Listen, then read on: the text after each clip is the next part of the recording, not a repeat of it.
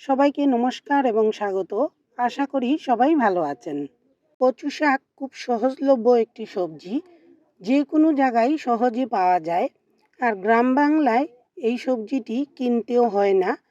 প্রচুর আয়রন ও ক্যালসিয়ামে ভরপুর এই সবজি হজমের জন্য ভালো, কোষ্ঠকাঠিন্য দূর করে, আবার চোখের দৃষ্টিশক্তি বাড়াতেও সাহায্য করে। যাদের হাড়ের সমস্যা রয়েছে আর গর্ভবতী মা, তাদের জন্য কচু শাক খাওয়াটা খুব দরকার।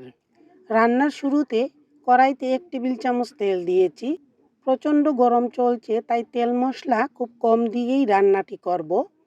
তেল গরম করে নেওয়ার পর 2-3টি শুকনো মরিচ চিড়ে দিলাম। সেই সাথে 2টি তেজপাতা এবং অল্প জিরা ফোড়ন দিয়েছি। ফোড়ন একটু ভাজা হয়ে আসার পর চিংড়ি মাছগুলো দিয়ে অল্প লবণ হলুদ দিয়ে আরও 2 মিনিট নেড়েচেড়ে নেব। নারকেল কুড়া ও চিংড়ি মাছ দিয়ে কচু শাক রান্নার এই রেসিপিটি গ্রাম বাংলার খুবই পুরাতন বা সনাতন পদ্ধতির একটি রান্না। অল্প তেল মশলায় এই রান্নাটি খেতে কিন্তু খুবই স্বাদ এবং রুচি পাল্টাতে সাহায্য করে। নারকেল কুড়া একটু ভেজে দিলে ঘ্রাণটা খুব সুন্দর হয় আর কচু শাক খেতেও ভালো লাগে। মাছ ভাজা হয়ে আসলে নারকেল কুড়া দিয়ে আরও 2 মিনিট নেড়েচেড়ে নিলাম। নারকেল কুড়া দুভাবেই দেয়া যায়, এইভাবে ভেজে দিতে পারেন, আর কচু ভালো করে সেদ্ধ করে নেওয়ার পর সরাসরি নারকেল কুড়া দিয়েও তৈরি করে নিতে পারেন। এবার ধুয়ে রাখা কচু শাকগুলো দিয়ে একটু নেড়েচেড়ে নেব।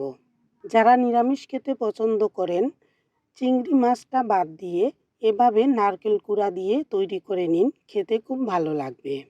কচু শাক সেদ্ধ হতে অনেক সময় লাগে, আর ভালো সেদ্ধ না হলে গলা চুলকানোর ভয় থাকে।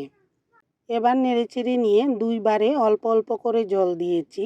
সামান্য জল দিয়ে ঢেকে দিলে তাড়াতাড়ি সেদ্ধ হয়ে যায়। প্রায় 7 থেকে 8 মিনিটের জন্য এভাবে ঢেকে রাখছি। আর ফাঁকে আমি একবার ঢাকনাটি তুলে 4 মিনিট পর আবারও নেড়েচেড়ে ঢেকে রেখেছি। কচু শাক যতক্ষণ ভালো সেদ্ধ না হবে ততক্ষণই জাল দিতে হবে, আর ভালো জাল না হলে গলা চুলকানোর ভয় থেকে যায়। কচু ভালো সেদ্ধ হয়ে আসার পর এবার একটি গুল চামচ দিয়ে আর একটু নরম করে নিচ্ছি।